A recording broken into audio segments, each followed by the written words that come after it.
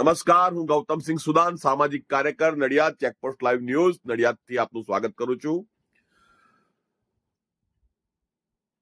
હમણાં થોડા દિવસ પહેલા દાહોદમાં કંઈક લગ્ન નોંધણીનું કંઈક કૌભાંડ મોટું પકડાયું છે અને એનો રેલો નડિયાદમાં આવેલો છે કે નડિયાદમાં નકલી એટલે કે ગેરકાયદેસર લગ્ન નોંધણીના કૌભાંડમાં સૂત્રધારો પકડાયા છે, તલાટીઓ પકડાયા છે દાહોદના, આમ તેમ ફલાણું ઢીકણું.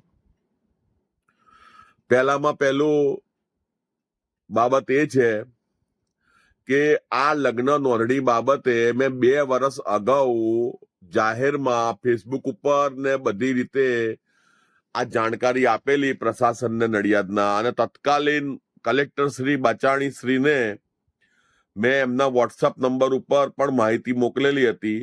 વાત એવી હતી કે મારા ટેબલે એક ભાઈ કામ કરાવવા માટે આવ્યા અને એમણે કહ્યું કે એમણે વાલી દીકરીનું યોજનાનો ફોર્મ ભરવું છે. મેં કહું હા, ભરી આપું, કશો વાંધો નહીં. હવે એની અંદર એમણે જે રજૂ કર્યા, મેરેજ સર્ટિફિકેટ રજૂ કર્યું ને એમનું એલસી મેં માગ્યું જોવા માટે. તો એલસી ની અંદર જે તારીખ હતી ને મેરેજ સર્ટિફિકેટની અંદર એમની તારીખ હતી અને એમનો જન્મનો દાખલો જે હતો અને લગ્નની તારીખ હતી, બધામાં ગડબડ દેખાતી હતી, બધામાં ફેર આવતો હતો અને આધાર કાર્ડની તારીખોમાં. અને એમણે તો તેમ છતાં લગ્નનો દાખલો, મેરેજ સર્ટિફિકેટ કઢાવેલું હતું અને લઈને આવેલા. એ ખરેખર જોવા જઈએ તો એ મેરેજ સર્ટિફિકેટ ફેક જ હતું. ફેક એટલે કે ગેરકાયદેસર રીતે કઢાયેલું હતું. પછી મેં વધારે પૂછપરછ કરીને એટલે એ લોકો ત્યાંથી જતા રહ્યા, ભાગી ગયા.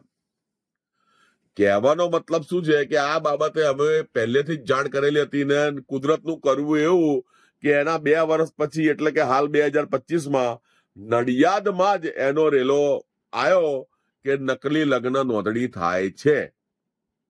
બરાબર છે.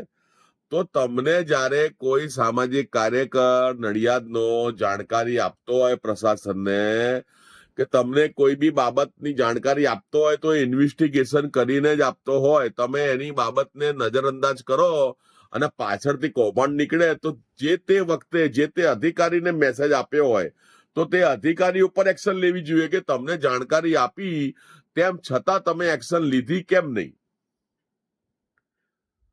ભલે એ ગમે તેટલો મોટો અધિકારી હોય પણ તમને જાણકારી આપી તો તમે એક્શન લીધી કેમ નહીં. જો એક્શન ના લીધી ત્યારે આ થયું ને, આ લગ્ન નોંધણીનું કૌભાંડ આવ્યું ને.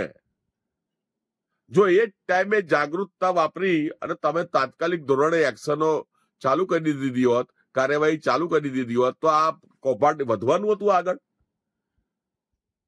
પણ તમને તો કેવું કે કોઈ સામાજિક કાર્યકર કે કોઈ પત્રકાર, ઈમાનદાર પત્રકાર હોય અને જાણકારી આપતો હોય તો તમને લોકોને એવું કે આ તો હવે ખાલી આમ છે તેમ છે ફલાણું છે, એમાં આપણો શું ફાયદો, ઠીકણું આમ છે તેમ છે, બસ એમ કરીને તમે ગણકારતા નથી.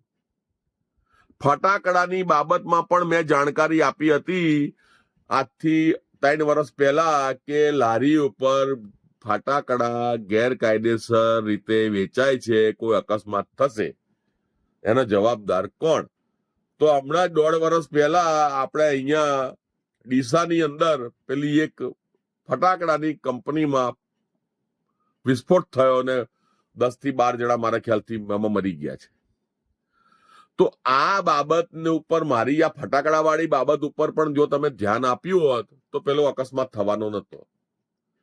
ભલે બાબત નડિયાદની હતી પણ તમે ગાંધીનગર લેવલે જાણકારી આપી દીધી હોત કે બધે તપાસ કરો કોના કોના લાયસન્સો ચાલે છે. બરોબર. તો કહેવાનો મતલબ શું છે કે તમે કોઈ પણ બાબતને નજરઅંદાજ કરવીની નાનામાં નાની બાબત હોય ને એ બહુ મોટું એમાંથી વસ્તુ બહાર આવતી હોય છે. પણ મારું કામ એ તપાસ કરવાનું નહીં, એક્શન લેવાનું નહીં. સામાજિક કાર્યકરનું કામ માત્ર પ્રશાસનને જાણકારી આપવી.